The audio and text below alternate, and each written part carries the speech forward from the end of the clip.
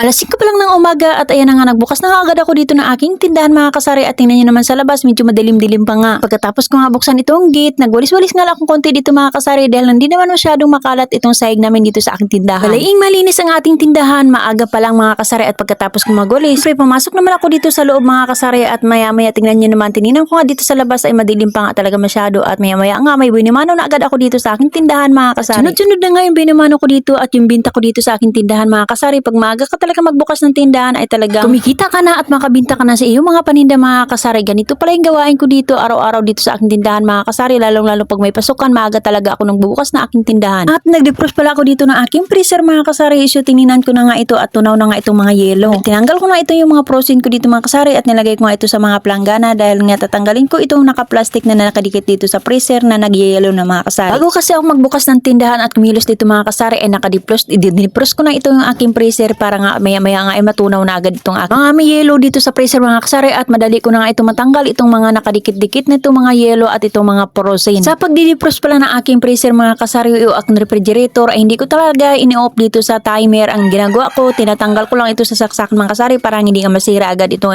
aking timer dito sa aking ref mga kasari at tinanggal ko nga ito pagkatapos ko nga matanggal itong mga frozen ay tinanggal ko na ito yung plastic na maraming yelo mga kasari. Ganito yung ginagawa ko dito sa aking freezer o nagdi-defrost mga kasari. Madali nga lang tanggalin, hilain ko lang ito naka-plastic kahit nga maraming yelo. Dami nga yelo nakalagay dito dahil nga nabasagan nga ako ng yelo mga kasari, pero kahit papaano ay madali pa rin matanggal yung aking ginawang yelo dito sa aking tindahan mga kasari pag may bumibili. At pagkatapos ko nga nilinisan o tanggalin yung mga yelo dito mga kasari, siyempre nilagyan ko na naman ito ng plastic bago kong ilagay ito yung aking mga frozen at itong ginawa kong yelo. Nilagay ko ito ng plastic dito sa taas mga kasari. Siyempre binalik ko naman ito yung aking mga tinanggal dito ng mga frozen at inayos nga mga kasari dahil nga kakaunti lang naman ito yung frozen na aking tira dito sa aking tindahan. Bali may tira pa akong yelo dito na isang piraso mga kasari, kaya lang nilagay ko lang dito sa taas sa tabi ng aking mga frozen dito sa aking tindahan mga kasari at tingnan nyo naman ilang piraso o ilang balot na lang yung mga frozen ko dito na natira dito sa aking tindahan. At pagkatapos ko mailagay o maayos yung aking mga frozen dito na aking tinitinda dito sa aking tindahan o sa aking freezer mga kasari, syempre kinuha ko naman ito yung ginawa kong yelo dahil nga habang naghihintay ako na matunaw ito yung mga yelo dito na nakadikit sa freezer mga kasari, syempre gumawa naman ako dito ng yelo para pagkatapos ko nga ito ma-defrost o talaga malinisan ay mailagay ko na lang diretso agad-agad. Tulad nga ng sabi ko mga kasari, bago ko nga ilagay ito yung aking mga ginawang yelo ay naglagay muna ako dito ng plastic nga tapos at naglagay na rin ako dito ng aking mga ginawang yelo mga kasari at patayo nga yung aking paglagay dahil nga mabilis nga ito mayelo at mabilis din ito matanggal pag nagyelo at mabilis nga natin makuha dito mga kasari pag may bumibili natin mga customer. Ganito pala yung ginagawa ko dito sa aking mga yelo mga kasari, kahit nga nabasagan ito ay madali pa rin natin matanggal yung aking ginagawang yelo. Hindi kasi tulad dati na pahiga mga kasari, mahihirapan ka talaga dahil nga mauna may yelo ang nasa ilalim kaya mahirap magtanggal lalong-lalo na pag ipayelo yung nasa taas mga kasari.